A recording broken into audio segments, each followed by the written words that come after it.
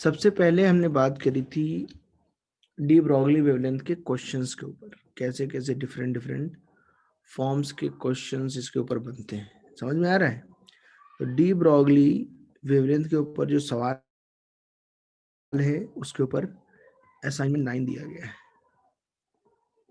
Assignment 9 हमको मिला हुआ है। सर उसमें तो से उसको पहला solve- क्वेश्चन ही बहुत हार्ड है, वो समझ ही नहीं रहा है। ठीक है, उसको भी देख लेंगे। तो असाइनमेंट 9 अटेम्प्ट किया है सबने? अभी चालू किया है क्या? हाँ सर। एक तो ये हो गया। अच्छा, तुम बोल रहे थे गैसियस के कुछ एक्स्ट्रा क्वेश्चन चाहिए है ना, पिछली क्लास में प्रथमेश एंड देवल, तुम लोग हाँ सर। जिन्होंने पढ़ा हाँ गैसियस। सर, वो देखा मैंने सर, आपने भेजे वो। हाँ, तो 1 से 30 उसमें के हमें सॉल्व करने हैं। सर सब्जेक्टिव वाले की मतलब कौन से वाले? नहीं, ऑब्जेक्टिव के उसमें सॉल्व करने हैं स्टार्टिंग के। Okay sir. हम्म। सर और वो असाइनमेंट 9 का फर्स्ट और 10th वन बस एक बार दिखा दो ना सर। मैं डाउट लेक्चर में आया था पर सर मुझे थोड़ा लेट हुआ था, थोड़ा प्रॉब्लम हुआ था इधर। इसको मैं अभी बता देता हूँ कौन सा वाला क्वेश्चन है। सर 1। फर्स्ट वन और 10th वन, हाँ सर, वो थोड़ा सा एक आइडिया आ जाता तो फिर। हाँ, उसको डिस्कस कर लेते हैं, ठीक है। Okay sir. तो पहले हम असाइनमेंट 9 को ही यहाँ पे क्वेश्चन नंबर 1, चलो बोल रहे हो तुम। बहुत सारे बच्चों ने अभी अटेम्प्ट ही नहीं किया है इसको, है ना, इसलिए मैं बोल रहा था। तो क्वेश्चन नंबर 1 क्या है? सर मैं बोलूँ क्या? नहीं, क्वेश्चन मेरे पास है, मैं उसमें देख ले रहा हूँ। Okay sir. असाइनमेंट 9 का, ठीक है। अच्छा, बाकी सबने किया था अटेम्प्ट? बाकी नहीं, सबने किया? अभी तक नहीं किया। अच्छा, ठीक है। अगर अटेम्प्ट जिसने नहीं किया है, सर एक बार देखे थे लेकिन क्वेश्चंस मतलब ओवरऑल कैसे हैं? हाँ ये सर ये पहला क्वेश्चन वैसे ही जो आपने कल करवाया था। हाँ, वैसे ही है, और क्या। मैंने पढ़े थे, क्वेश्चन सॉल्व नहीं किए थे अभी। अच्छा, तो तुमने नहीं किया है बट बहुत सारे बच्चों ने किया होगा बेबी। प्रथमेश तो कर ही चुका है, उसके बाद क्या कहते हैं, देवल वगैरह ने भी किया होगा। दीक्षिता ने किया था, वो डाउट्स में भी आई थी। दीक्षिता, तुमने सॉल्व किया ये क्वेश्चन नंबर 1? हाँ, तो देखो, उसके बाद आर्या भी आई थी डाउट में, बट इन्होंने कोई ऐसे क्वेश्चन अभी नहीं पूछे स्टार्टिंग में। हो सकता है कि अभी इन्होंने attempt नहीं किया हो, है ना। जैसे ही अटेम्प्ट करेंगे वैसे वैसे हम लोग आगे क्वेश्चंस को सॉल्व करते चलेंगे। बट क्वेश्चन नंबर 1 मैं अभी समझा दे रहा हूँ, क्योंकि ये पहले ही सवाल है जिसमें तुम लोग डाउट आ रहा है। Through which an electron with D Broglie wavelength of 1.5 angstrom should be accelerated if its de Broglie wavelength has to be reduced to 1 angstrom। मतलब क्या लिखा, लैम्डा 1 कितना दिया है? 1.5 एंगस्ट्रॉम। समझ में आ गया? तो इलेक्ट्रॉन के लिए क्या फॉर्मूला लगाया था हमने, बताओ? 150/v का स्क्वायर रूट। सबको फॉर्मूला याद है? अब लिखा है should be accelerated if its de Broglie wavelength has to be reduced to 1 angstrom। देखो, अच्छा बताओ, वेवलेंथ बढ़ाने पे या वेवलेंथ कम करने का जो हमारे पास वोल्टेज के साथ रिलेशन है वो इनवर्सली प्रोपोर्शनल है। कितने लोगों को ये बात समझ में आ गई? अगर हमें वेवलेंथ को कम करना है, रिड्यूस करना है, तो वोल्टेज को क्या करना पड़ेगा? इंक्रीज करना ही पड़ेगा। तो लैम्डा 2 कितना दिया है? सर मतलब वेवलेंथ को अगर कम किया तो वोल्टेज को इंक्रीज करना पड़ेगा। हाँ, वही पूछा है उसने। हाँ अब सर, कर लो। वही नहीं समझ में आ रहा था सर, हाँ, यहाँ ऐसा फॉर्मूले में प्रॉब्लम समझ हो में। रहा था। हाँ, बट फॉर्मूला अगर तो पता था सर, पर वो समझ में नहीं आ रहा था थोड़ा अच्छा, सा। कैसे ये हो रहा है ना? हाँ सर, वो कम कर दिया था ना वो हाँ वेवलेंथ, तो फिर वो समझ नहीं आ रहा था आगे कैसे करना है। हाँ हाँ हाँ। तो इसमें आप समझ में आ जाएगा कि लैम्डा 1 के लिए V1 मान लो और लैम्डा 2 के लिए कितना मान लो, V2। समझे प्रथमेश? यहाँ पे V2 मान लो। अब V1 बताओ कितना दिया है, ये हमें नहीं दिया V1 के बारे में। हमें पूछ रहा है कि बस इनका डिफरेंस निकालना है। हमें क्या निकालना है? V1 minus V2। V2 find out करना है। तो इतना डिफरेंस जो है वो तो आराम से पॉइंट आउट कर लो।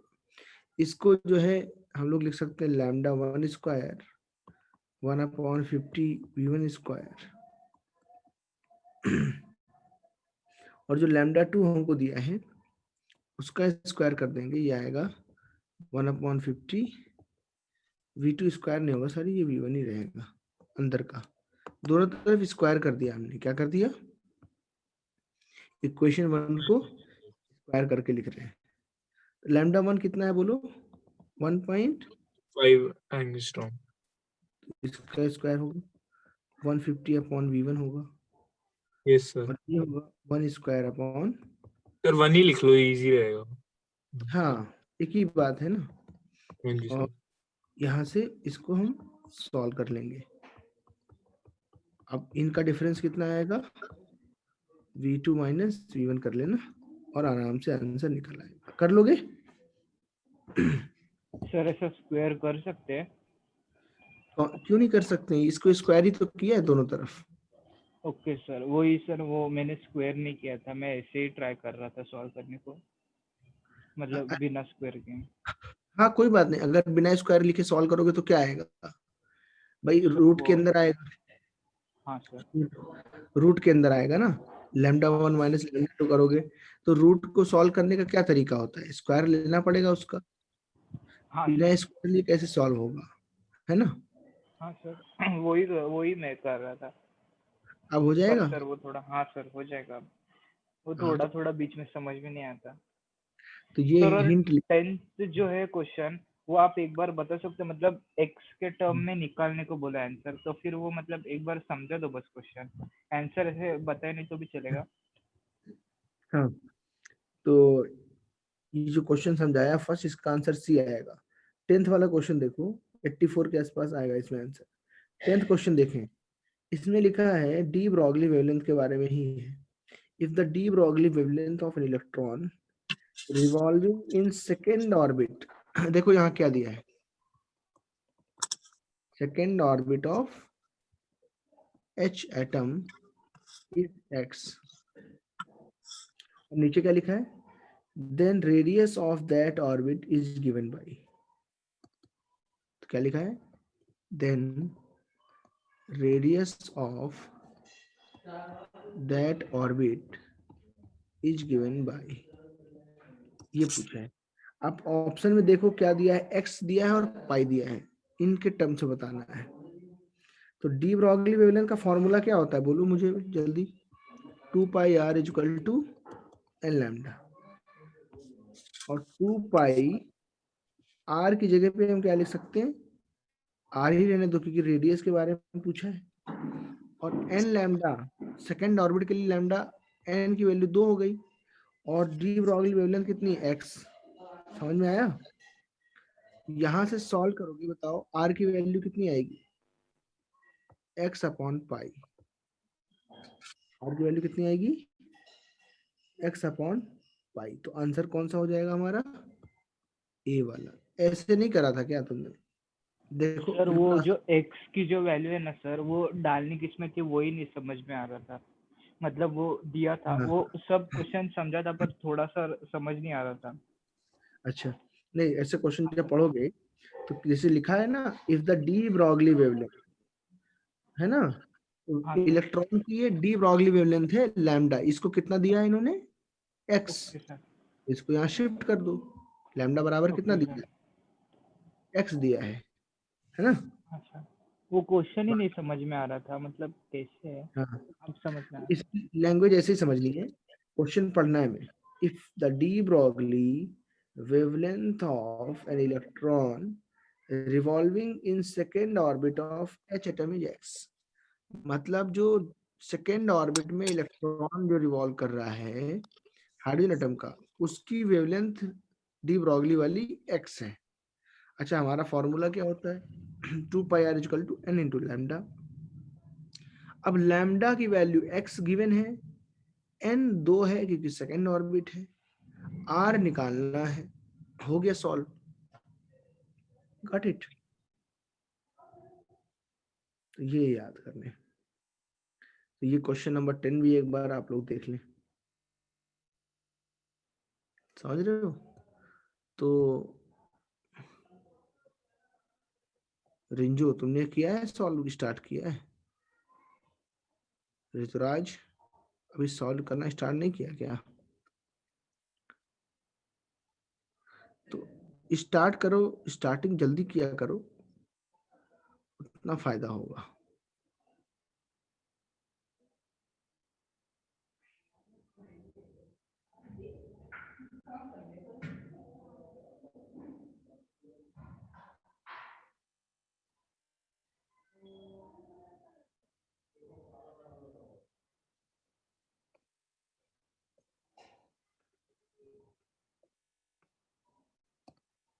चलो, मैं मान के चलता हूँ ये सबको आता है, मतलब दोनों सवाल समझ में आ गए। Any doubts? कोई डाउट नहीं है ना किसी को? तो सर ओके, गुड। अच्छा, अब हम लोग बात कर रहे थे हाइजेनबर्ग्स प्रिंसिपल की। तो ये क्या बोलते हैं हाइजेनबर्ग्स? कल थोड़ा इसके बारे में समझाया था। हाइजेनबर्ग्स अनसर्टेनिटी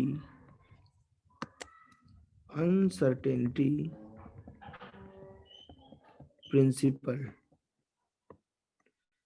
हमने क्या बोला है कि अगर हम किसी फास्ट मूविंग पार्टिकल जैसे इलेक्ट्रॉन हो, कोई भी फास्ट मूविंग पार्टिकल, इलेक्ट्रॉन की स्पीड बहुत ज्यादा होती है, इलेक्ट्रॉन भी काफी हाई स्पीड के साथ घूमता है ना। सिमिलरली अगर कोई हम दूसरा ऑब्जेक्ट भी ले लें जो स्मॉल साइज हो, मास उसका काफी कम हो, और वो पर्टिकुलर वेलोसिटी v से जा रहा हो, तो हम उसके बारे में जब कभी भी कमेंट करेंगे, जैसे हम बोलेंगे कि उसकी वेलोसिटी इस पर्टिकुलर डिस्टेंस x पे इतनी है, तो उसके अंदर क्या रहेगी? थोड़ी अनसर्टेनिटी रहेगी, बिकॉज वो इलेक्ट्रॉन जो है या जो छोटा सा पार्टिकल है, सब एटॉमिक पार्टिकल, वो बहुत फास्ट स्पीड के साथ जा रहा है और इसकी स्पीड टाइम के साथ चेंज भी हो रही है कहीं कहीं। तो हम उसकी स्पीड और पोजीशन को एक साथ डिटरमाइन नहीं कर सकते हैं। जैसे पिछली क्लास में ही मैंने समझाया कि जो हमारे पास इलेक्ट्रॉन है उसकी जो पोजीशन है वो बिल्कुल सर्टेन नहीं होकर के उसके अंदर थोड़ी अनसर्टेनिटी है। ये जो बोर मॉडल के अंदर एक फिक्स्ड लाइन बताई गई थी आर डिस्टेंस, उसके आसपास मिलता है ये, बिल्कुल जस्ट आर डिस्टेंस पे नहीं हो पाएगा, उसके आसपास की रेंज के अंदर इलेक्ट्रॉन मिल जाता है। तो बहुत ही इंपॉर्टेंट चीज इन्होंने बताई, इन्होंने जो स्टेटमेंट दिया है वो अकॉर्डिंग टू, उसको समझेंगे हम लोग, पहले स्टेटमेंट लिख लें। According to Heisenberg principle, it is impossible it is impossible to determine simultaneously, या इसमें लिख सकते हैं to exactly determine, it is impossible to exactly determine the position and momentum of a fast moving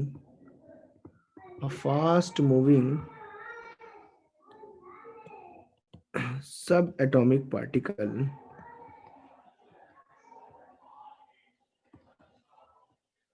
simultaneously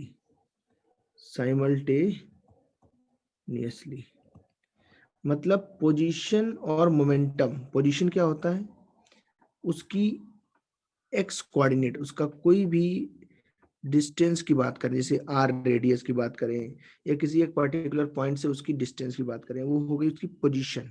और momentum का मतलब है, momentum होता है पी जो है एम इंटू वी के बराबर होता है, linear momentum.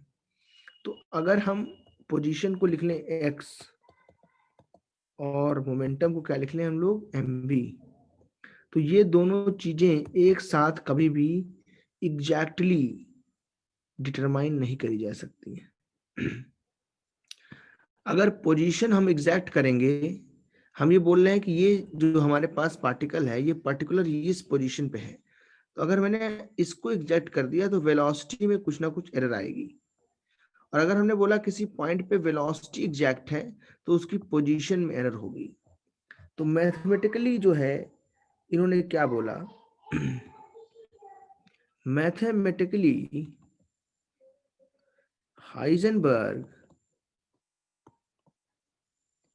Heisenberg's principle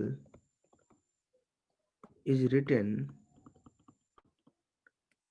as delta x into delta p is greater than or equal to h upon 4 pi। ठीक है, ध्यान से समझा जो मैं बता रहा हूं। यहाँ पे डेल्टा x क्या है, where delta x is the uncertainty in the position, where delta x is the uncertainty in the position of the, बोलो, इलेक्ट्रॉन और अदर पार्टिकल, जो सभी पार्टिकल है उस पार्टिकल के लिए हम क्या लिख रहे हैं, उसकी पोजीशन में अनसर्टेनिटी, पोजीशन के अंदर जो क्या है उसके अंदर अनएक्यूरेसी है, अनसर्टेनिटी है, वो डेल्टा एक्स है। और डेल्टा पी क्या है बताओ, delta P is the uncertainty in momentum उस स्मॉल सब एटॉमिक पार्टिकल के लिए। एच यहाँ पे क्या है बोलोगे, राइट। अच्छा, प्लैंक्स। अच्छा बच्चे, इसकी वैल्यू कितनी होती है, 6.626 10⁻³ जूल सेकेंड। तो ये क्वेश्चन नंबर 1 इसका बनाया। अच्छा, अगर हमको पता है, अभी लिखने का टाइम दे दूंगा, ये P इक्वल टू कितना होता है, MB, तो डेल्टा P इक्वल टू क्या होगा, डेल्टा एम और वी। हाँ, क्योंकि दोनों जगह अगर हम देखें तो P की जो वैल्यू है वो मास और वेलोसिटी पे डिपेंड करती है, बट हमें पता है, बट मास इज सर्टेन, मास की वैल्यू तो क्या हो जाएगी, सर्टेन होगी सर। होगी। तो डेल्टा P की वैल्यू क्या लिख सकते हैं, M m into delta v. Yes sir. Yes, तो डेल्टा P हमारा आ जाएगा M इंटू डेल्टा V, और इसको हम सब्स्टिट्यूट करेंगे इक्वेशन नंबर 1 में, तो हमारा ये फॉर्मूला चेंज होकर के इस तरीके से भी बन जाता है, H ग्रेटर देन और equal to H upon 4 pi. 4 pi. देखेंगे, हाँ, delta x into delta V is greater than equal to H upon 4 pi m। ये एक इसका सेकेंड जो है तरीका है लिखने का, where delta x is uncertainty in position और डेल्टा V क्या है, अनसर्टेनिटी इन वेलोसिटी, और m क्या है, मास ऑफ द पार्टिकल। अच्छा, ये जो हाइजेनबर्ग का प्रिंसिपल है, एक्चुअली ये इन्होंने ड्राइव किया था स्मॉल पार्टिकल्स के लिए, सब एटॉमिक पार्टिकल्स के लिए, लेकिन इस थ्योरी को हम लोग बड़े बड़े पार्टिकल पे भी यूज कर लेते हैं, just for the sake of calculation. जैसे कि क्रिकेट बॉल हो गई, फुटबॉल हो गई, इनके ऊपर भी हम इसको यूज कर लेते हैं। बट चूंकि जब वहां पे हम अनसर्टेनिटी निकालते हैं तो उसकी वैल्यू बहुत इनसिग्निफिकेंट आती है। जैसे हमने दिखा था ना डी ब्रॉगली में, अगर हम डी ब्रॉगली वेवलेंथ का कॉन्सेप्ट लगाते हैं बड़ी चीजों पे, तो वहां क्या होता है, जब हम वेवलेंथ निकालते हैं डी ब्रॉगली वेवलेंथ, तो वो ह्यूमन नॉलेज के जो सिग्निफिकेंस है, मतलब 10⁻⁻10 एंगस्ट्रॉम, 10⁻15 एंगस्ट्रॉम, इससे अंदर की चीजें हम नहीं जानते हैं ना भाई। न्यूक्लियस का साइज जो है उससे छोटा चीज ज्यादा हमारे मतलब की बातें नहीं है। और जब हम लैम्डा निकालते हैं तो कितना आता है, 10⁻30 एंगस्ट्रॉम, 10⁻20 एंगस्ट्रॉम। तो वो बहुत ही माइन्यूट है, उनको हम इग्नोर कर सकते हैं। समझ में आया? तो ये नोट कर लें, फिर इस पे सवाल करते हैं। एक बार ऊपर से कर दो। हाँ, क्वेश्चन नंबर 10 तो तुम्हारा हो गया था, उसके नीचे से लिख लो। Yes, sir.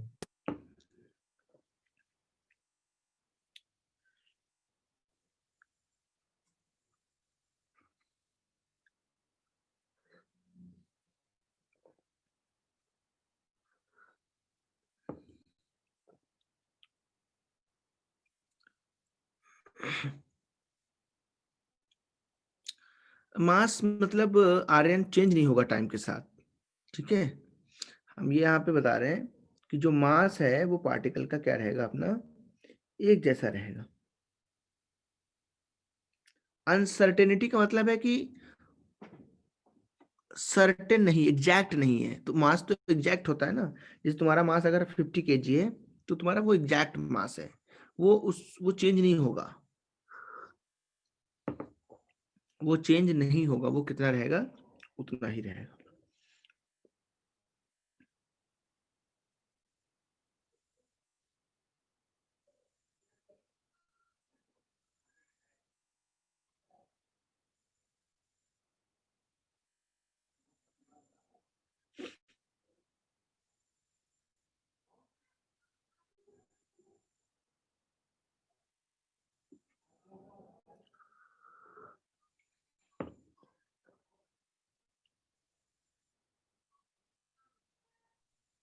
थोड़ा नीचे कर सकते हैं।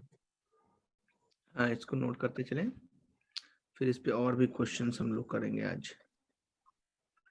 ये लिख रहा है delta P. Yes, sir. Sir थोड़ा सा ऊपर। Yes sir, yes.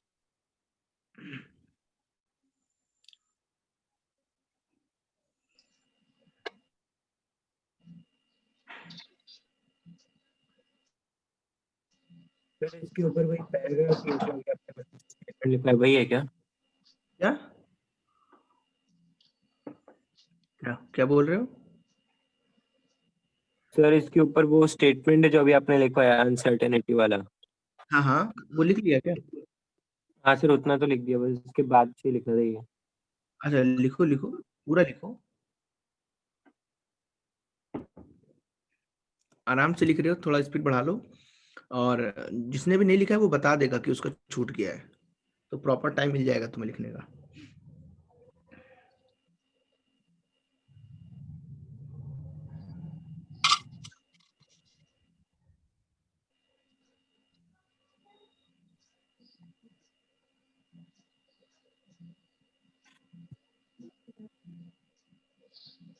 सर नीचे कर लो। हम्म,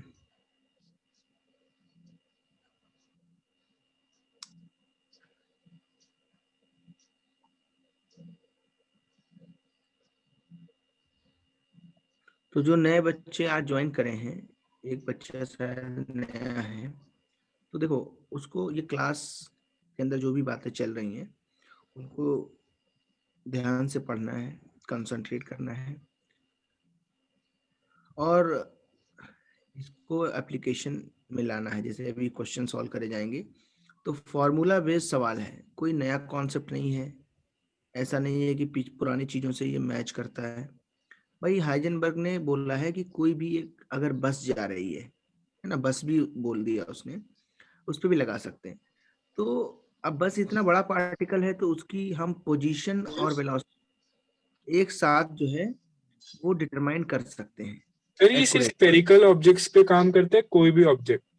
किसी भी ऑब्जेक्ट पे काम करता है ये, ऑब्जेक्ट के शेप पे डिपेंड नहीं करता, हाँ उसकी साइज पे जरूर डिपेंड करता है। जैसे बस है ना, बस, अब यस जैसे सर। बस, तो अब हम उसकी, क्योंकि वो हमारी आंखों के सामने एकदम विजिबल है, उसको हम अच्छे से डिटरमाइन कर सकते हैं ना, तो यस हम सर। बता सकते हैं कि मान लो मैं अगर खारगर में हूँ तो बता सकता हूँ कि भाई खारगर से 20 किलोमीटर डिस्टेंस पे ये बस 50 किलोमीटर पर आवर की स्पीड से चल रही है। तो काफी ज्यादा एग्जैक्टली डिटरमाइन किया जा सकता है ना, कोई बस है, आदमी है। लेकिन इलेक्ट्रॉन जो है ना वो इतना फास्ट मूव करता है, उसके अंदर वेव नेचर भी है, और जो छोटे छोटे पार्टिकल्स होते हैं, हाँ आर्यन, सिक कह सकते हैं, मे बी थोड़ा सा लाइक कोल्ड टाइप का आर्यन। तो ये चीज है ना जो इलेक्ट्रॉन है, या फिर कोई स्मॉल पार्टिकल से, प्रोटॉन ले लो, अल्फा पार्टिकल ले लो, थोड़ा सा न्यूट्रॉन ले नीचे लो, कर दीजिए। इन सब पे ये जो है काफी अच्छे से लागू होता है। मतलब जितना छोटा पार्टिकल होगा उतना टफ होगा हमारे लिए इस चीज को सर्टेन करना कि उसकी पोजीशन भी एग्जैक्टली डिटरमाइन कर पाए, और उसका मोमेंटम या स्पीड भी एग्जैक्टली डिटरमाइन कर पाए। ये चीज टफ होती जाएगी, और इसके अंदर मिनिमम अनसर्टेनिटी कितनी आएगी बताओ? h/4 पाई या उससे ज्यादा। देखो ये किस चीज का निशान है, ग्रेटर देन और इक्वल टू, इसका निशान है ये, ग्रेटर देन और इक्वल टू। तो ग्रेटर देन और इक्वल टू है ये, इसका मतलब क्या है, ग्रेटर देन और equal to. Equal to h/4 pi. इससे कम तो सर्टेनिटी, अनसर्टेनिटी नहीं हो सकती, इससे ज्यादा हो सकती है। मतलब मिनिमम जो एरर होगी, मिनिमम जो इसके अंदर अनसर्टेनिटी होगी, एरर, वो एरर इक्वल होगी। वो मिनिमम इतनी होगी h/4 पाई। इससे ज्यादा तो कितनी भी हो सकती है, उसकी लिमिट नहीं दी है। बट अगर तुमने बहुत अच्छे से एक्यूरेटली मेजर किया है, इलेक्ट्रॉन को स्मॉलेस्ट मान सकते हो, कोई बात नहीं, जितने पार्टिकल हमने पढ़े हैं उसमें इलेक्ट्रॉन सबसे छोटा है, इलेक्ट्रॉन है, प्रोटॉन है, न्यूट्रॉन है, तीन ही सब एटॉमिक पार्टिकल पढ़े हैं। तो इलेक्ट्रॉन को हम सब छोटा मानेंगे, उसका मास सबसे कम होता है, सबसे लाइट होता है वो। Yes sir. बाकी जो है तुम्हें और पार्टिकल्स पे क्वेश्चन लगाने के लिए दे देंगे। अभी मैं एक क्वेश्चन दे रहा हूँ तो उसमें बॉल सर पे आ एकदम जाए। नीचे कर दीजिए, एकदम लास्ट का लिखना है बस। हाँ, ये यहाँ से देखो कैसे डिराइवेशन किया गया है इसका। P equal to m v लिया जाता है, delta P equal to delta m v लिखते हैं, और आगे सॉल्व करते चले जाते हैं। सर लास्ट में जो बॉक्स बना है वो एग्जैक्ट फॉर्मूला है ना, उसके आगे कुछ डेरिवेशन नहीं होगा ना?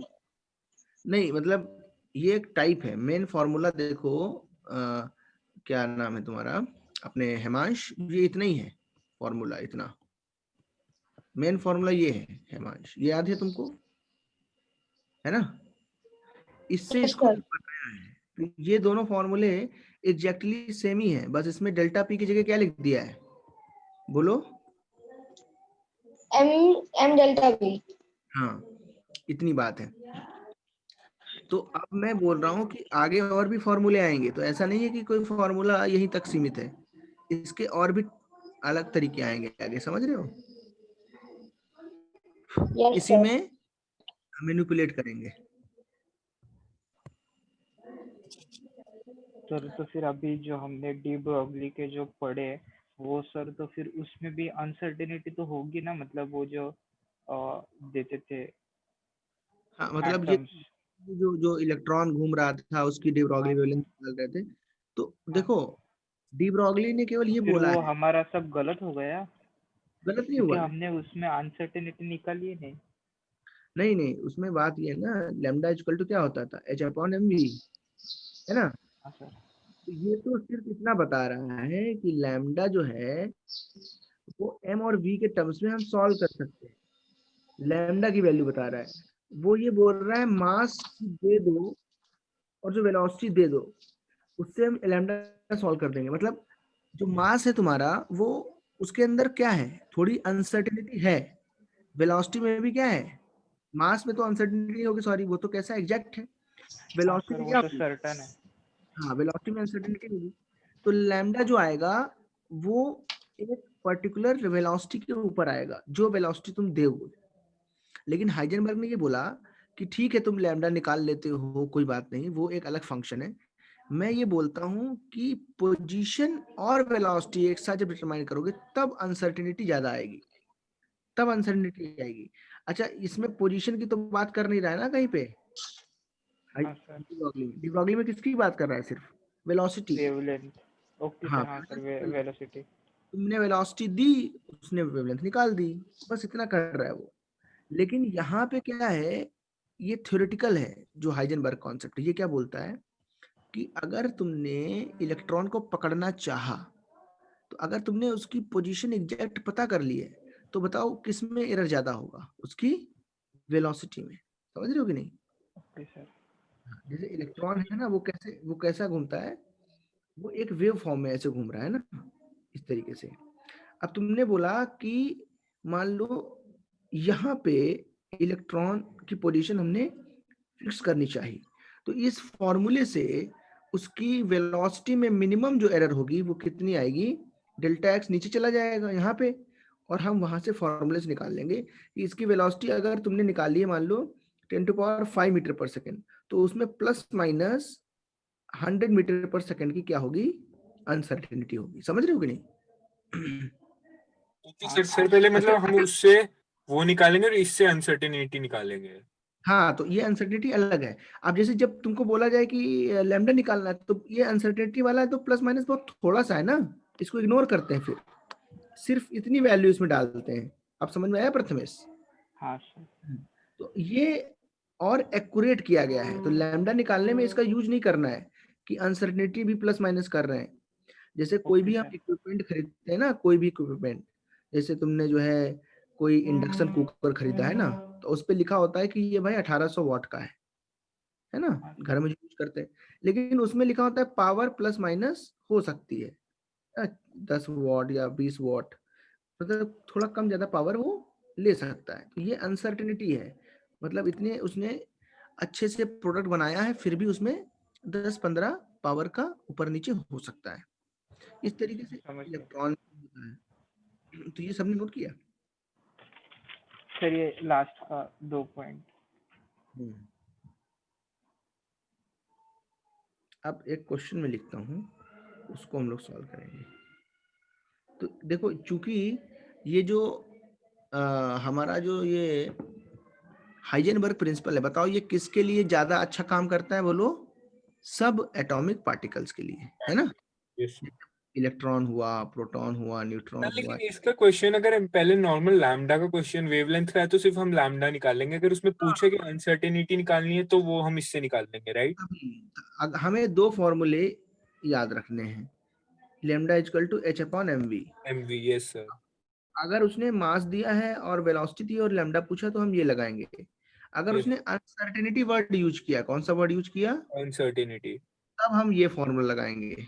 अभी तो समझ सर में मैं एक बात है, मैं मेरे को पहले अगर हमें अनसर्टेनिटी निकालनी है हाँ, तो हमें सिर्फ यही फॉर्मूला यूज करके सॉल्व करना है ना, लैम्डा वाला तो नहीं निकालना ना? इसकी जरूरत नहीं पड़ेगी, देखना।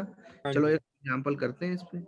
Yes sir. सर। तो फिर वो जो 2 pi R is equal to N lambda का फॉर्मूला था, उसका क्या, वो किसके लिए? भी लैम्डा के वो लिए तो use होगा ना? हाँ, वो वाला वो फॉर्मूला कब लगता है, जब उसने बोला हो कि एक कोई इलेक्ट्रॉन है ना, ठीक है, सुनते रहना, वो किसी ऑर्बिट में घूम रहा है, उसकी लैम्डा बताओ, तब यूज करना है उसको, जब वो ओके ऑर्बिट सर, समझ नंबर, गया, समझ गया। मतलब ऐसा लिखा होगा, लैम्डा और ऑर्बिट दो नाम लिखे होंगे एक साथ, तब हाँ लगाना है सर। उसको। हाँ सर, समझ गया सर। क्या आएगा, डी ब्रॉगली वेवलेंथ भी आएगा और साथ में क्या आएगा, ऑर्बिट, तब हाँ फॉर्मूला ये सर, लगाना वो एन है ना। मतलब तो ऑर्बिट ही होता है। हाँ सर, समझ गया। हाँ, ऑर्बिट के लिए तो ऑर्बिट की रेडियस फिर आर आ जाएगी यहाँ पे। हाँ सर। ये याद रखना है कब ये फॉर्मूला यूज करना है, तो प्रैक्टिस से ये चीज समझ में आती है, यदि प्रैक्टिस करोगे समझ में आएगा। हाँ सर। क्या लिखा है, ए golf ball has a mass of 40 ग्राम, ठीक है, एंड स्पीड ऑफ 45 मीटर पर सेकेंड। तो लिखा है, if the speed can be measured speed can be measured with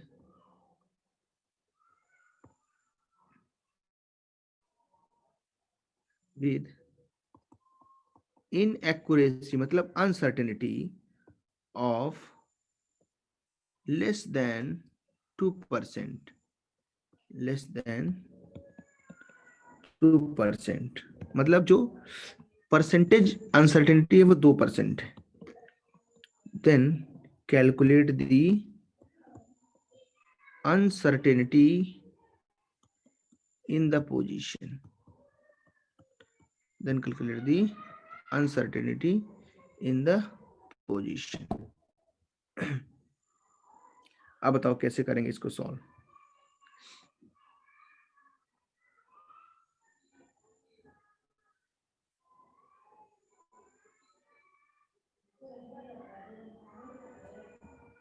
formula लगाएंगे ना, डेल्टा एक्स डेल्टा वी वाला. हाँ तो देखो इसको थोड़ा सा मैं समझाता हूँ, फिर तुम लोग आगे सॉल्व करना. अच्छा स्पीड कितनी दी है बताओ. v yes sir. 45 मीटर पर सेकंड. फिर मास मास को पहले केजी में कन्वर्ट करेंगे ना. हाँ कितना मास हो जाएगा. 0.04 है ना ग्राम. तो इसको सिर्फ कितना लिख सकते, किलोग्राम सॉरी. इसको कितना, 0.04 किलोग्राम. यहाँ तक समझ में आ गया. हाँ जी सर. अच्छा वेलोसिटी अगर इतनी है तो डेल्टा वी कितना दिया है बताओ. 2% है. तो 45 का 2% कितना आएगा. 0.9. Yes sir. ये डेल्टा वी आ गया. अब बताओ हमें पूछा क्या है, अनसर्टेनिटी इन पोजीशन. तो फॉर्मूला क्या लगाओ. निकालना है राइट. हाँ डेल्टा एक्स निकालना है ना हमें. x निकालना है हमें. तो Yes, sir. Delta x into m into delta v is greater than equal to h upon 4 pi. अब चूंकि हमें लिमिटिंग कंडीशन लगानी होती है, कौन सी कंडीशन लगानी होती है.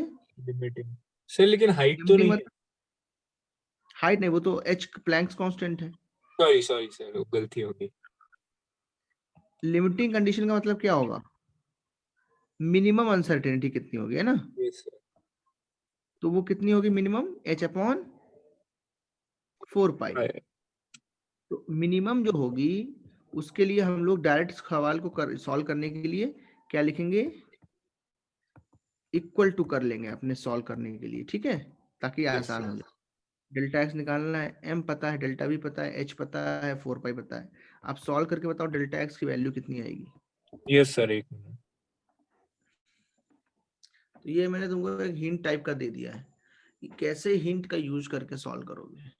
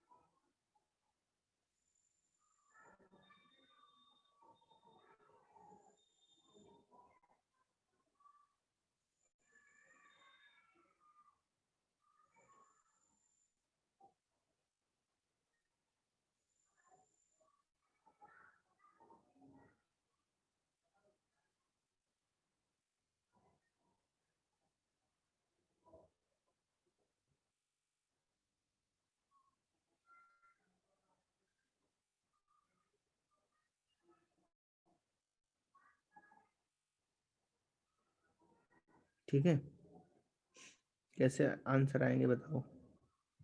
सर बस एक मिनट, वैल्यूज डाल के सॉल्व कर रहा हूँ.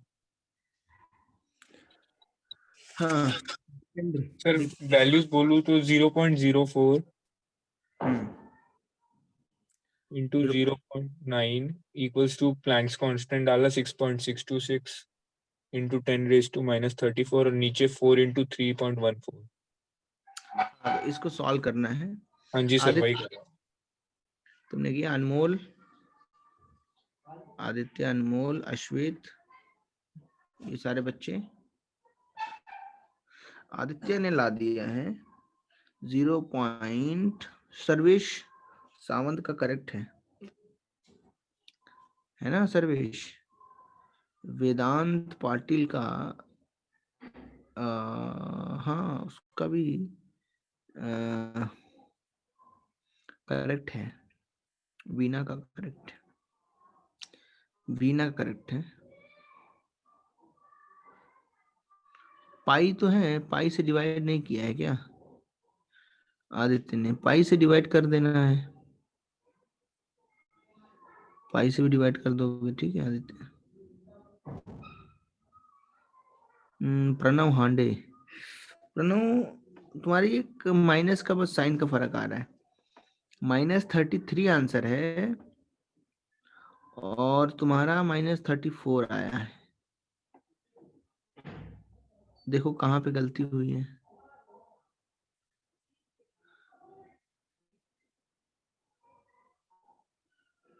ट्राई करो इसको प्रणव।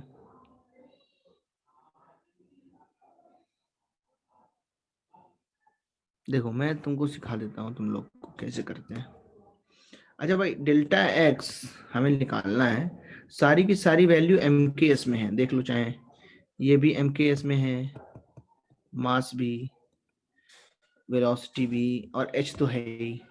h की वैल्यू डालो 6.626 10⁻⁻34 और ये m नीचे आएगा, m कितना है 0.04 है, ठीक है। और अपना डेल्टा x निकालना है, डेल्टा भी 0.9 है और नीचे 4 पहले से है, पाई की वैल्यू 3.14 है। अच्छा आंसर किस में आएगा? ये मीटर्स में आएगा, क्योंकि पोजीशन में अनसर्टेनिटी है ना। पोजीशन की MKS यूनिट क्या होती है? डिस्टेंस की, मीटर होती है। अब इसको सॉल्व करने के लिए हमारे पास एक ही तरीका है, वो ये है कि हम नीचे वाले टर्म्स को पूरा मल्टीप्लाई कर डालें, उसके बाद ऊपर वाले से आ डिवाइड, गया है ना। हाँ सर, यही है तो क्या आंसर? 14.654 into 10⁻34। हाँ सही है, ये वाला डेटा है ना। तो अब इसको मल्टीप्लाई करना है तुम्हें। इसको जब नीचे वाले को मल्टीप्लाई तुमने अगर किया, जैसे भी कई बच्चे ने पहले डिवाइड कर दिया होगा उसके बाद सॉल्व किया होगा, कुछ बच्चों ने उसको पहले नीचे मल्टीप्लाई किया होगा, तो ज्यादातर बच्चों को वैसे ही करना चाहिए, क्योंकि ऐसे 2 से तो कट रहा है लेकिन उसके बाद शायद वो नहीं कटेगा, या सिर्फ 4 से कट पाएगा, फिर तो तुमको डिवाइड करना ही पड़ेगा। तो ये क्वेश्चन को सॉल्व करने का यही एक तरीका है कि या तो ऊपर से डिवाइड कर लो या नीचे पूरा पहले मल्टीप्लाई करो। तो मल्टीप्लाई करने पे आएगा 4-5 के आसपास, यस सर। और इसको हम फिर से डिवाइड करेंगे तो 6.626 डिवाइडेड बाय 45 है 0.45, तो इसको हम करते हैं तो 14.7 के आसपास आता है सर 14.65 आ रहा है। 65, तो चलो उसको राउंड ऑफ करके 14.7 मान लेते हैं। तो 1.47, जब ये डेसिमल हम इधर लाएंगे तो पावर प्लस में एक इंक्रीज करेगी, ठीक है, क्योंकि हम एक डेसिमल यस सर। लेफ्ट, तो ये इतना आंसर आता है। अच्छा इसको देख के बताओ क्या यस डेल्टा एक्स की वैल्यू बहुत छोटी है कि नहीं है?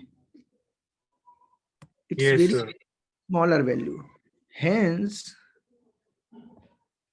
The value of delta x is insignificant for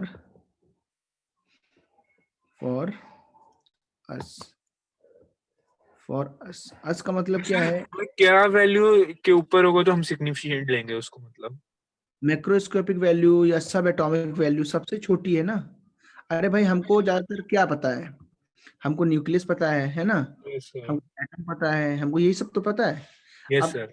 अब एटम जो है उसकी रेडियस अगर एटम की लें तो किसकी रेंज में होती है? 10⁻10 एंगस्ट्रॉम की रेंज में होती है। Yes sir. और न्यूक्लियस की कितनी में होती है? 10⁻15 एंगस्ट्रॉम। Yes sir. और इसको अगर देखो तो कितना छोटा है, बहुत छोटा है, तो हम उसको 10 इनसिग्निफिकेंट ले लेंगे। एंगस्ट्रॉम है ना, काफी छोटा है वैल्यू ये। तो ये इतनी छोटी वैल्यू है कि इसको ऑलमोस्ट 0 तक के बराबर माना जा सकता है, इनसिग्निफिकेंट है ये। लेकिन फिर भी क्वेश्चन आते हैं न्यूमेरिकल सॉल्व करने के।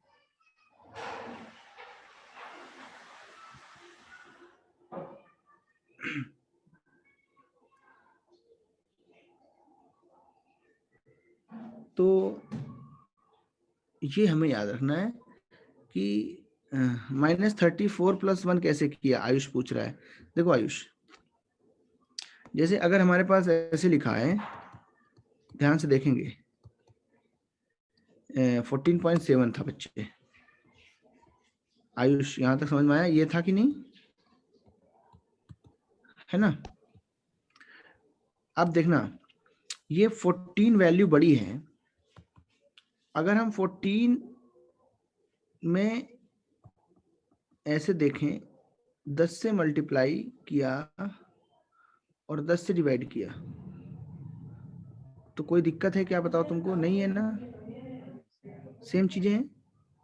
ये 10 जो है इसको इसके नीचे लिख लो, और ये 10⁻1 और ये 10⁻−34। अब इसको सॉल्व करें, कितना आएगा? 1.47।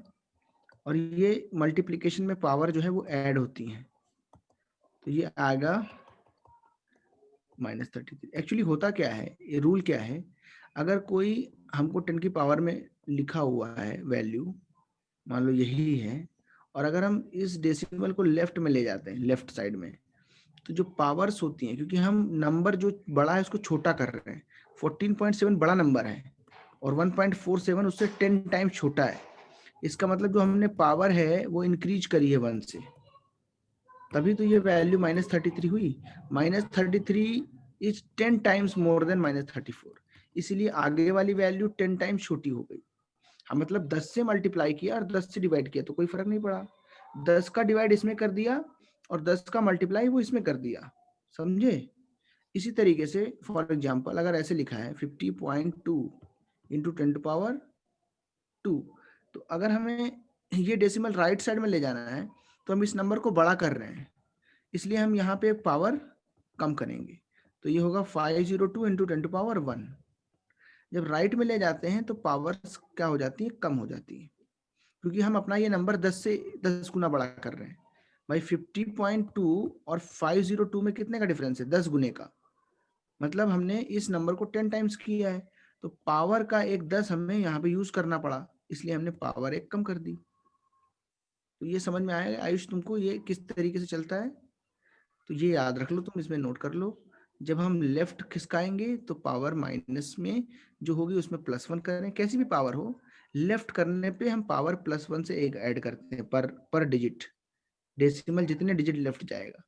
और जब डेसिमल को हम राइट साइड में शिफ्ट करते हैं तो हर एक पावर के साथ यहाँ पे हमको यहाँ पे देखो राइट साइड में जब शिफ्ट कर रहे हैं ये वाला, तो हमें पावर को कम करना पड़ता है, एक डिजिट तो एक से कम। जैसे ऐसे लिखा है 203.4 इंटू 10⁻1, तो हमें लिखना है अगर इसको लेफ्ट में लाना है 2.034, तो कितने प्लेस लाए हैं इसको हम? 2 प्लेस आगे, एक तो पहले ही से 10⁻3। सबको समझ में आता है ये? Yes sir. अच्छा, चलो अब आगे बढ़ते हैं, क्वेश्चन नंबर 2 करते हैं। देखो लिखा है अनसर्टेनिटी इन पोजीशन। सर ये जो हम डेल्टा एक्स जो निकालते हैं अनसर्टेनिटी ग्राम्स में आती है ना? नहीं, जैसे अब अगर x निकाला है तो x क्या है? डिस्टेंस है, तो अच्छा यस डिस्टेंस यूनिट क्या होती है? Metre, metre, sorry sir. उसमें ही आ जाएगी। ओके सर, लेकिन सर हम इसका आंसर एंगस्ट्रॉम में भी कन्वर्ट करना है ना?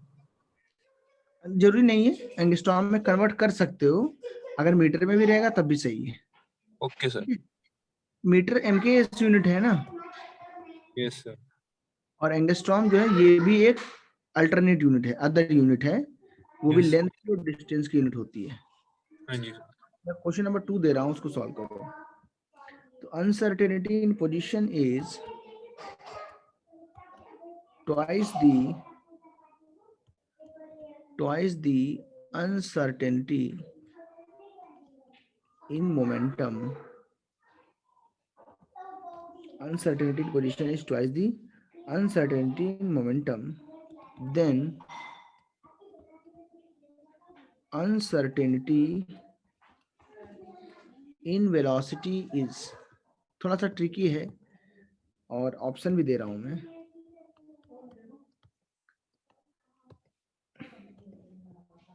ऑप्शन सर डी, मास तो हमारा हमेशा सर्टेन रहेगा ना? हाँ उसमें कोई दिक्कत नहीं, मास के तो ऊपर यहाँ बात भी नहीं किया है ना, क्योंकि मास को तो सर्टेन ही लेना है। हाँ जी सर।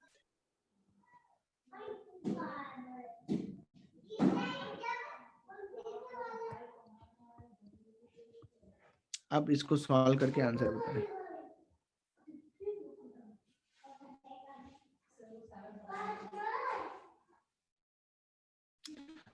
क्या ट्राई करके देखोगे इसको?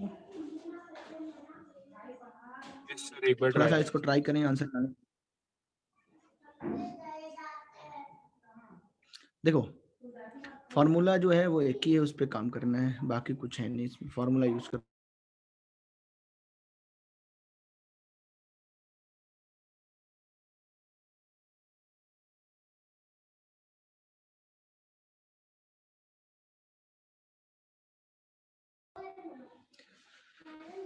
ट्राई करें। यस सर, एक सेकंड। तो अश्वित कांबले, श्रीशिल, शिवम, शौनक सब इसको सॉल्व करें। वरुण, वेदांत, किसी को कोई डाउट है? अच्छा ईशान, क्या कर पाओगे ईशान? ओके, कमेंट किया है आदित्य ने। आदित्य ने बोला है कि आंसर इज बी।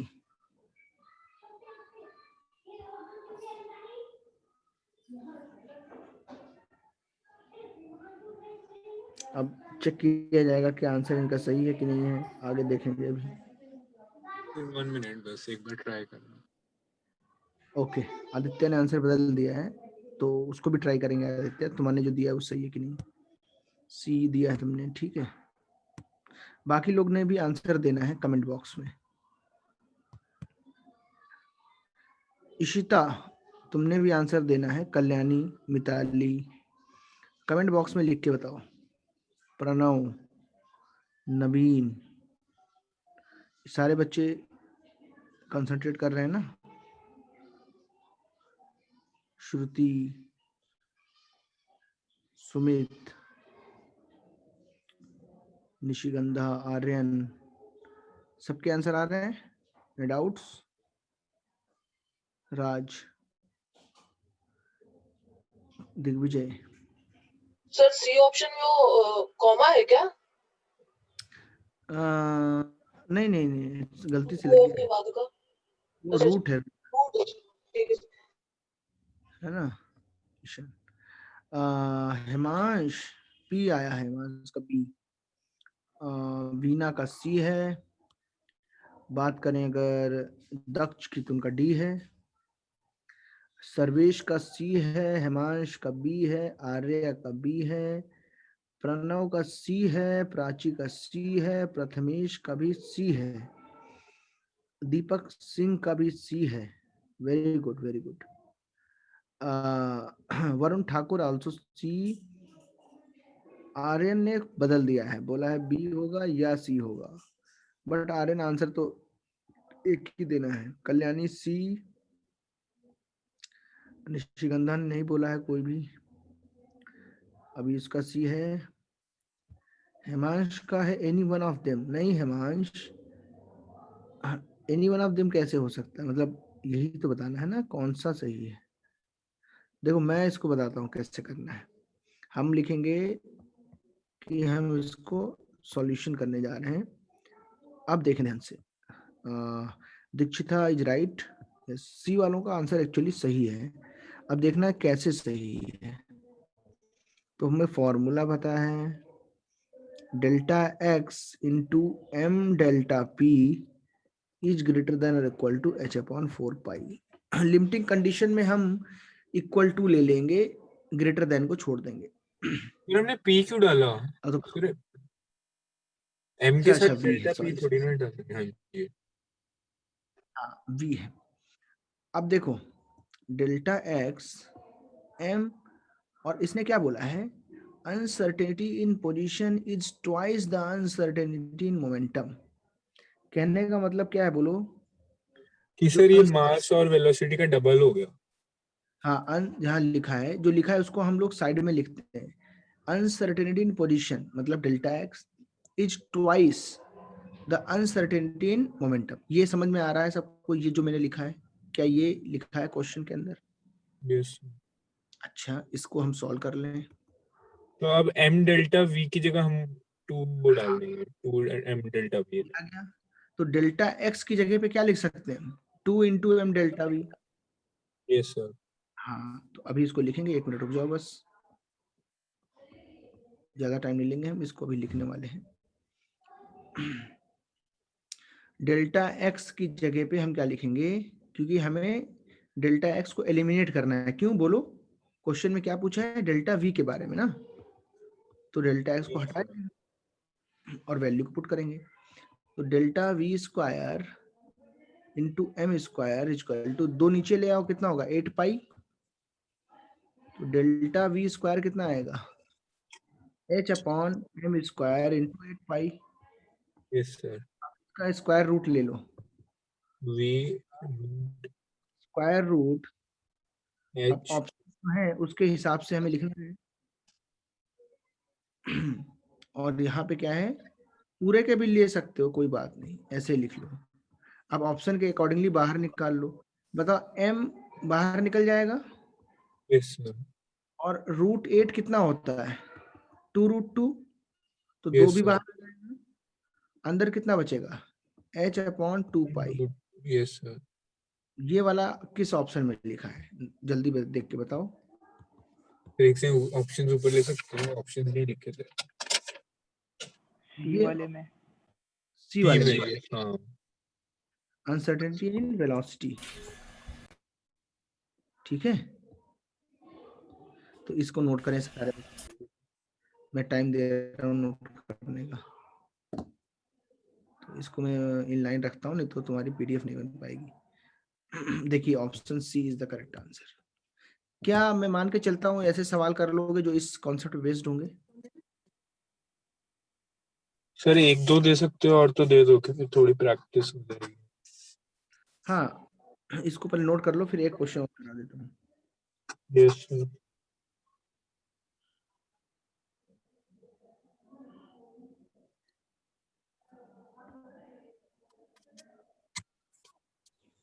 अरे ते वो लवकर.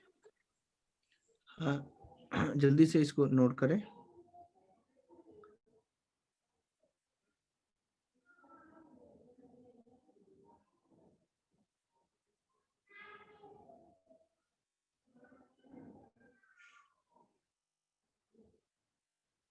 सर एक से नीचे कर सकते हैं।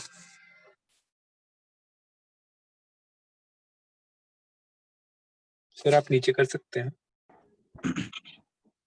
तो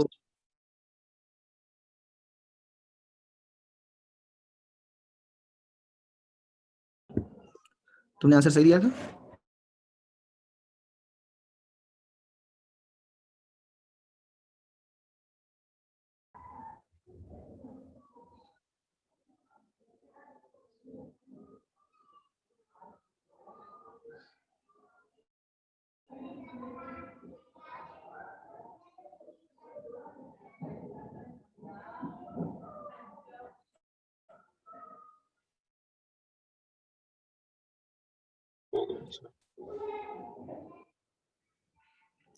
अच्छा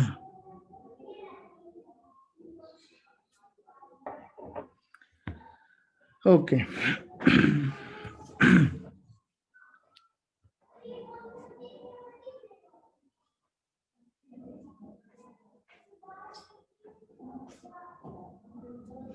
देखो इसका एक दूसरा फॉर्म भी है फॉर्मूले का। मतलब जो हमने पढ़ा है फॉर्मूला, 2 फॉर्म पढ़े हैं। एक डेल्टा वी के टर्म्स में पढ़ा है, और एक फॉर्म पढ़ा है हमने डेल्टा एक्स डेल्टा पी के टर्म्स में। एक थर्ड फॉर्म भी आता है, उस फॉर्म में हमें एनर्जी के टर्म्स में कन्वर्ट करना है। तो लिखेंगे अनदर फॉर्म, जो हेमास को पूछ रहे थे ना कि और भी सर हैं क्या फॉर्मूले, तो वो बताने जा रहा हूँ। Another form of the Heisenberg uncertainty principle, uncertainty principle in terms of, Aryan समझ रहे हो? तो Yes, आज sir. देवल एब्सेंट है, देवल नाम का बच्चा इसमें नहीं है, पहले रहता था वो। क्या पिछली क्लासेस में आता है? किसी का दोस्त है वो कि नहीं?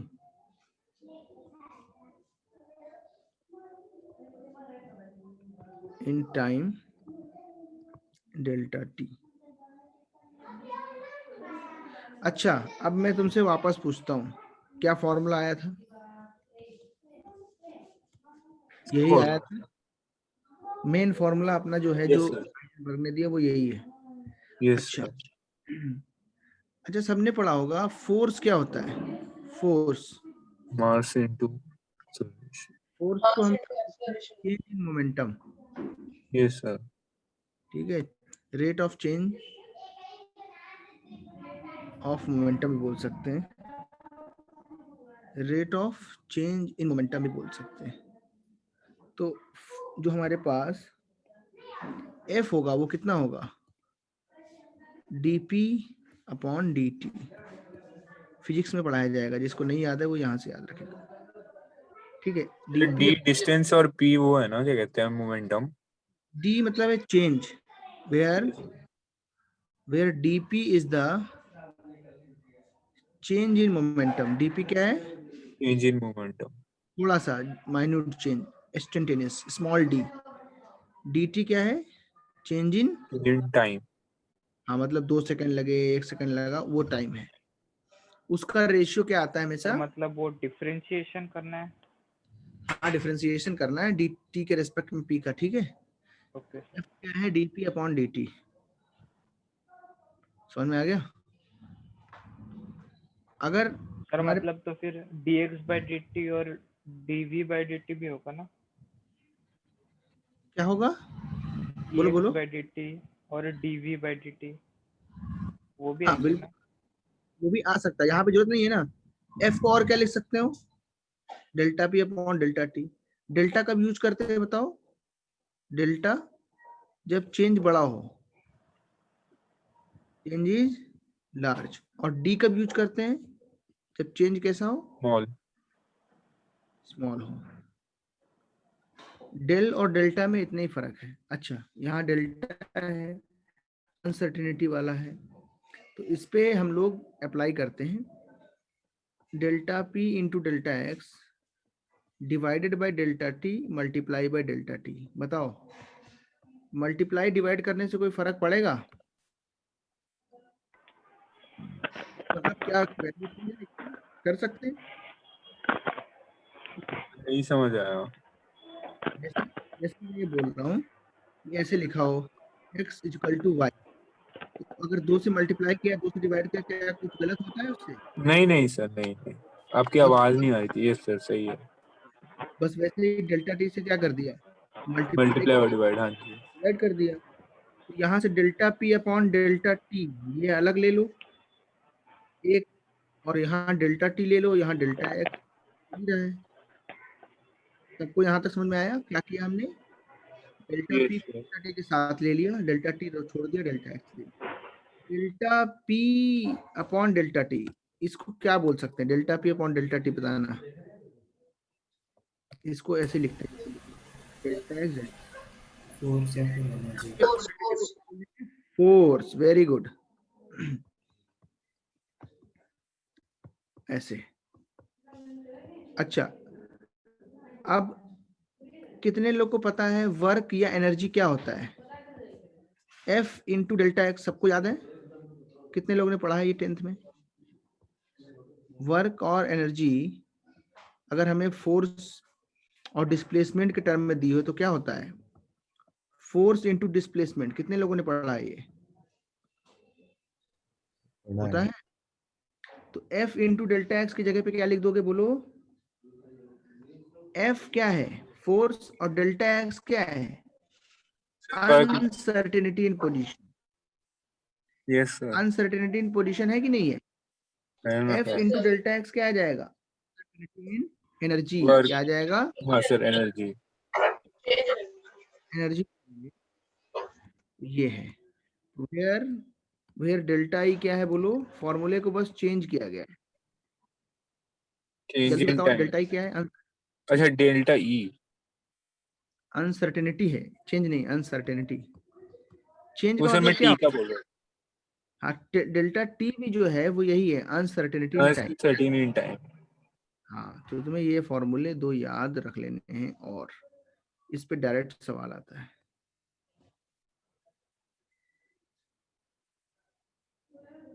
ठीक है।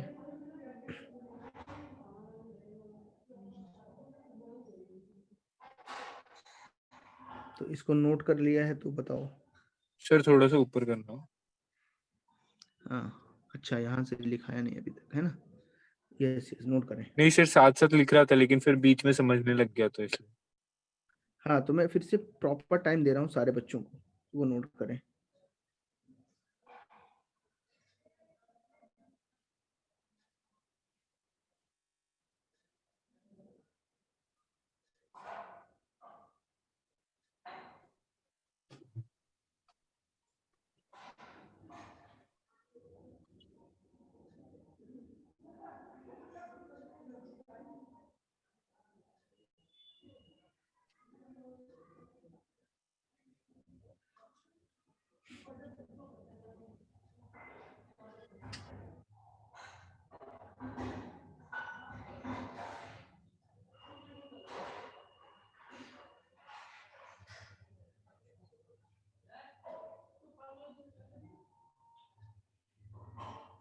आगे बढ़ाएं। Yes sir. साइड का वर्क जो है वो भी नोट कर लेना, ठीक है, हाँ ताकि जी सर। रिवीजन याद रहे। तो सारा उसके अंदर ही है प्रोसेस में, बट मैंने उसको अलग उधर लिख दिया है ताकि बच्चे समझ जाएं। हाँ जी सर।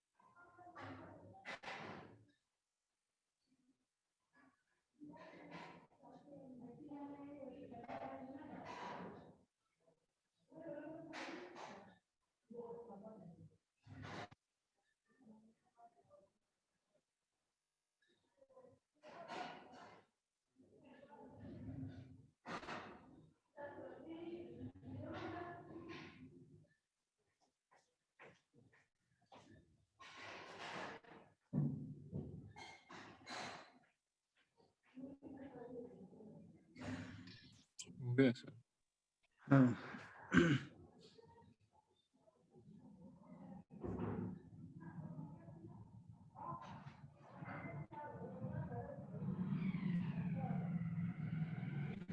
देखो। सर थोड़ा सा नीचे कर दो। हाँ,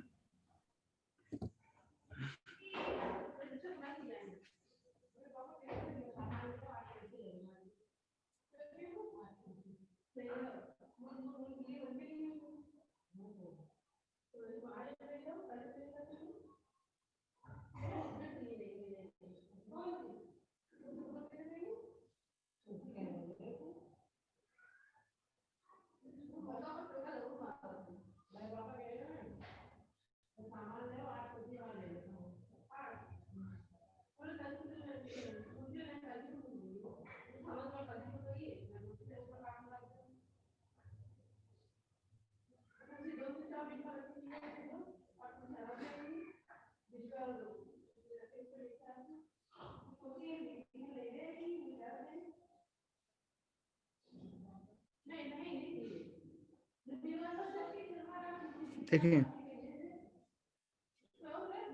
यस सर।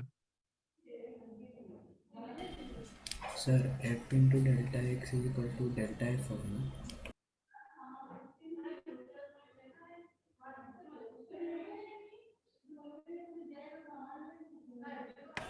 सर हाँ बोलो। f into delta x delta f होगा ना? f इंटू डेल्टा एक्स क्या होगा? नहीं sir, delta p by delta t delta f होगा ना? नहीं नहीं, f होता है चेंज इन मोमेंटम, ठीक है बच्चे। ये जब ये जो चेंज इन होता है ना, चेंज, वो फोर्स होता है। जैसे ओके सर। तुम्हारा मोमेंटम यहाँ है m1v1, ठीक है, सुनो सुनो इधर तुम्हारा, और बाद में तुम्हारा मोमेंटम कितना हो गया? m1v2 कितना हो गया? वेलोसिटी v1 से v2 चेंज हो गई। तो हमारा मान लो यहाँ से यहाँ तक टाइम लगा है t, तो हम क्या लिखेंगे? चेंज इन मोमेंटम कितना होगा? m1v2 minus m1v1 upon t। यही तो फोर्स बनेगा। क्यों? देखो mv2 minus v1 upon t, तो वेलोसिटी का चेंज टाइम के साथ क्या होता है? एक्सीलरेशन। समझ के कि नहीं बताओ सिद्धार्थ? किसने पूछा था? प्रथम ने। प्रणाम। अरे ये फॉर्मूला पता है कि नहीं? F equal to M a, Newton हाँ लॉ सर। पढ़ा है कि अभी नहीं? हाँ सर। हाँ। अच्छा ये समझ में आया? F equal to M A होता है। एक्सीलरेशन क्या होता है? Delta v upon t। Velocity upon time. तो वेलोसिटी में चेंज, तो change in velocity upon time. Mass में तो चेंज होगा नहीं ना, हम तो खाली रख दिया। तो यस यही सर। चीज है ना, इसी को बोलते हैं change in momentum upon time. ये ऊपर लिखा है तो मोमेंटम बन गया, और यहाँ लिख दिया तो मास अलग कर लिया, और ये एक्सेलरेशन बन गया। तो दोनों चीजें सेम होती हैं। Okay sir.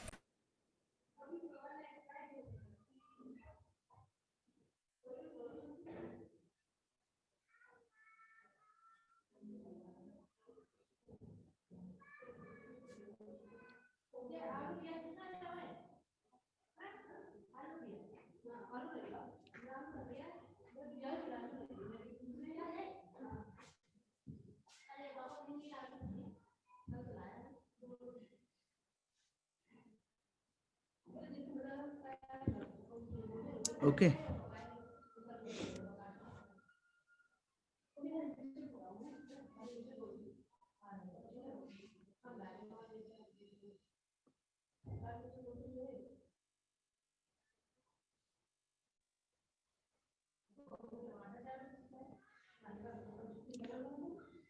तो एक क्वेश्चन इसके ऊपर और करवा देता हूँ मैं, लास्ट क्वेश्चन।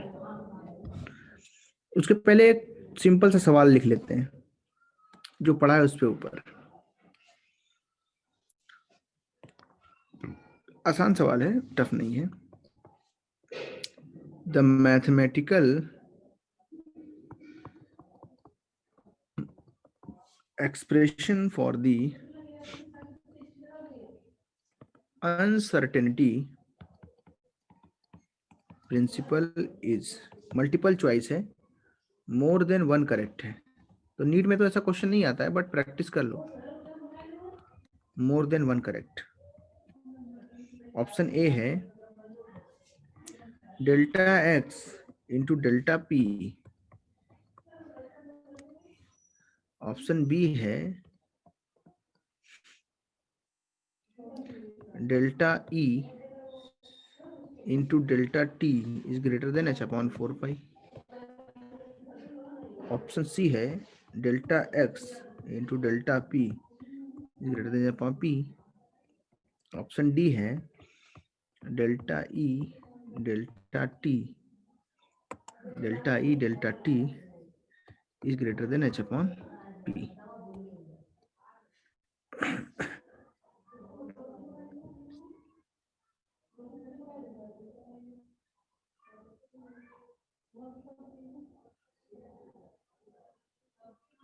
आंसर्स क्या होंगे बताओ? More than one correct MCQ है। सर ए एंड बी, दक्ष ने बोला है ए एंड बी। ए सही है और बी सही है, वेरी गुड। और बच्चे सब बताएंगे A and B. Prathamesh, Pranav, yes multiple correct Pranav. A and B more than one correct. Ayush, A and B, very good Ayush. Ayush is also good. Dipendra का भी सही है, दक्ष का सही है, राज महात्रे, निशिगंधा, all are having correct answers.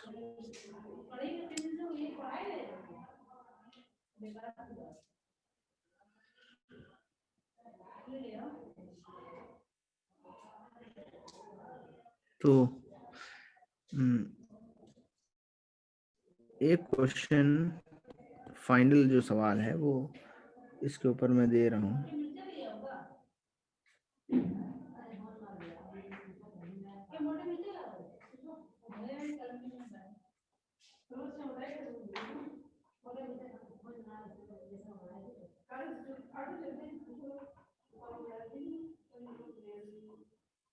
अच्छा चलो इस पे ही देता हूँ, डी ब्रॉगली पे नहीं दूँ ना।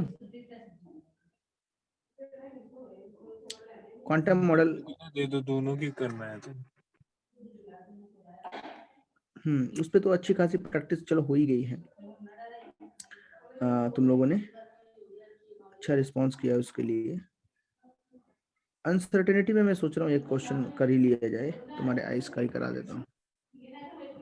Ice number 12। सर 2 कीजिए तो भी चलेगा।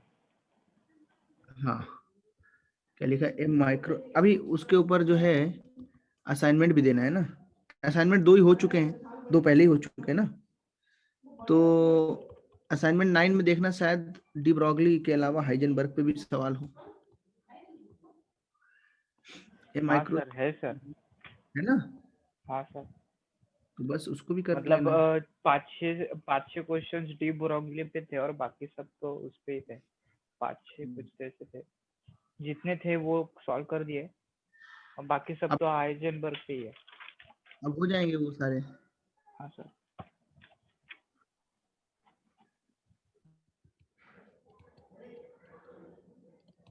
सर ये क्या एनर्जी वाला दे रहे हो?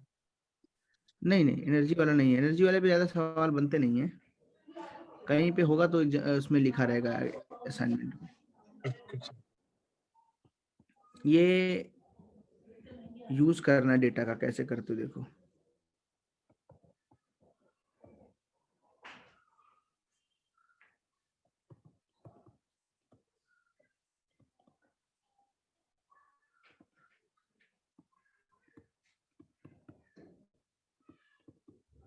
ये क्वेश्चन हमारे सामने है। मास ऑफ इलेक्ट्रॉन हमें दिया है,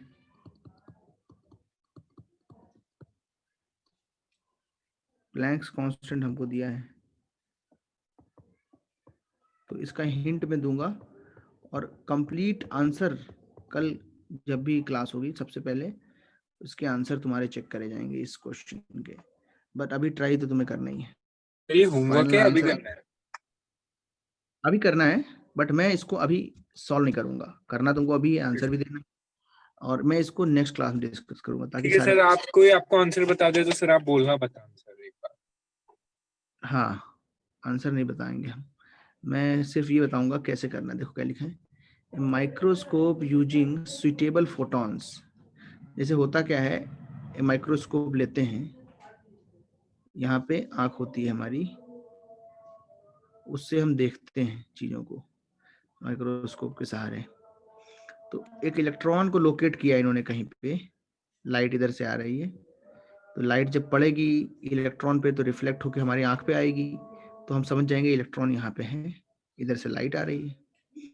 अब बोल रहा है कि 0.1 एंगस्ट्रॉन डिस्टेंस में इसको लोकेट किया, मतलब जो डेल्टा एक्स है वो कितना है, 0.1 एंगस्ट्रॉन, सर अब तो हो जाएगा, अब तो सारी वैल्यूज मिल गई है ना। उसके बाद पूछ रहा है वेलोसिटी में क्या है, तो क्या फॉर्मूला लगाओगे, याद है सबको? Yes sir, delta x into delta v is greater than equal to h/4 pi m। हाँ तो यही ऐसे भी याद रख सकते हो या इस तरीके से याद रख लो, यहीं पे m डेल्टा v लिख के। यस सर, कैसे भी लिख सकते हो। हाँ, डेल्टा x पता है, m पता है, h पता है, और पाई भी पता है। डेल्टा v निकालना है। अच्छा, क्या ध्यान रखना है यहाँ पे, m क्या के s में वैल्यू डालो। किसमें डालो? सर एमकेएस में तो दिया है। अच्छा यस सर। एंगस्ट्रॉम है ना, इसको चेंज कर लेना है ऐसे। कितने मीटर आएगा? 10⁻11। Yes sir. तो ये सब नोट कर लें, और नेक्स्ट क्लास में इसका फाइनल आंसर मीटर सर पर ऊपर सेकंड कर में। सकते हो, बस एक बार क्वेश्चन लिखना है।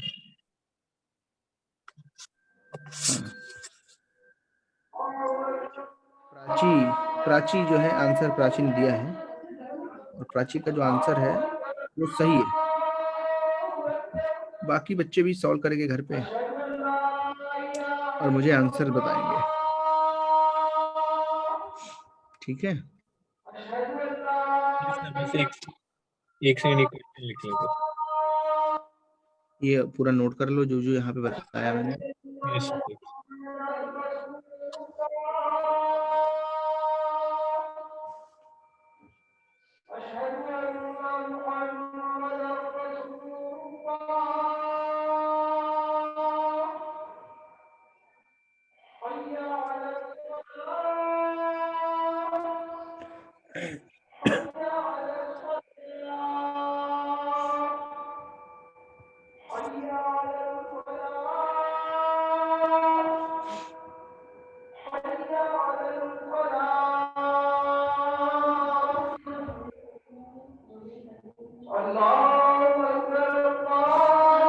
प्रणव का सही है, वेरी गुड प्रणव।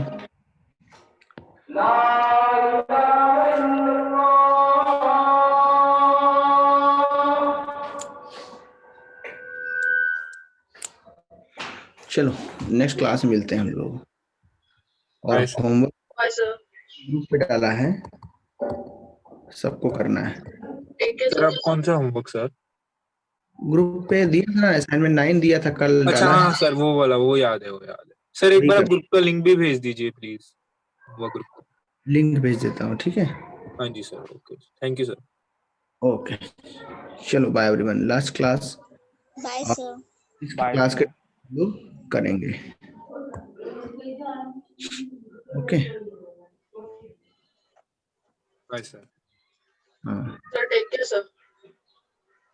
हाँ, यस, थैंक यू। चलो बाय एवरीवन।